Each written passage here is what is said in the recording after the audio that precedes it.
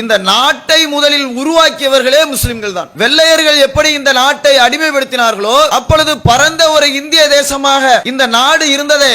இந்த நாடு இந்தியா என்கிற ஒரு தேசத்தை யார் உருவாக்கினார்கள்? வெள்ளையர்களிடமிருந்து விடுதலை பெறுவதற்கு முஸ்லிம்கள் எப்படி காரணமாக இருந்தார்களோ அதுபோன்று இந்த இந்திய தேசத்தை உருவாக்கியதில் யாருடைய பங்கு?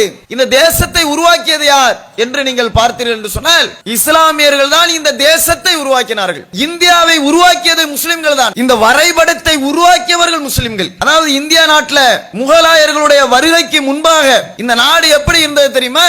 பல்வேறு நாடுகளாக பிரிந்திருந்தது இந்த நாடு. உதாரணத்திற்கு சொல்வதாக இருந்தால் கூர்ஜர பிரதி ஹராக்கல் நாடு என்று சொல்லி ஒரு நாடு இருந்தது. அவர் பகுதியை நாடாக பிரித்துக் கொண்டார்கள்.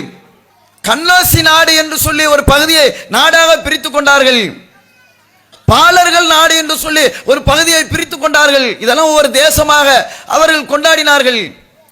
இந்தியாவில் இருக்கிற ஒரு பகுதி அது. கலிங்க நாடு என்று சொல்லி ஒரு பெயர் வைத்துக் கொண்டு அழைத்தார்கள் ஒரு பகுதியை. இந்தியாவினுடைய தேசத்தின் ஒரு பகுதி அது.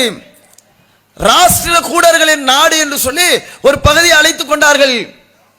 இப்படி இந்தியாவினுடைய பல பகுதிகள் பாண்டிய நாடு, சேர நாடு, சோழ நாடு என்று சொல்லி இந்தியாவினுடைய நிலப்பரப்புகள் பல கூறுகளாக பல நாடுகளாக பிரிந்திருந்தது. தமிழகத்தை எடுத்துங்க. மதுரை ஒரு நாடாக இருந்தது. புதுக்கோட்டை ஒரு நாடாக இருந்தது. தஞ்சாவூர், எங்க புதுக்கோட்டைக்கும் தஞ்சாவூருக்கும் எவ்வளவு தூரம்? 3/4 மணி நேரத்தில் டிராவல் பண்ணி இப்ப நம்ம வந்துடுறோம். தஞ்சாவூர் ஒரு நாடு, ராமநாதபுரம் ஒரு நாடு, சென்னை ஒரு நாடு, திருநெல்வேலி ஒரு நாடு. ஆயிரக்கணக்கான நாடுகளாக பிரிந்திருந்த ஒரு நிலப்பரப்பை ஒரு நாடாக, ஒரு தேசமாக, ஒரு இந்தியாவாக ஒரு நிலப்பரப்புக்குள் வடிவமைத்தவர்கள் யார்?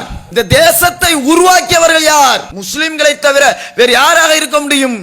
ஒரே ஒரு பெயரை உச்சரித்து பாருங்கள் பார்ப்போம். இந்த நாட்டை இந்தியா என்கிற இந்த வரைபடத்தை உருவாக்கியவர்கள் முஸ்லிம்கள். ஏன்? அலாவுதீன் கில்ஜி என்கிற அந்த மன்னர் இந்த தேசத்தை உருவாக்குகிறார்.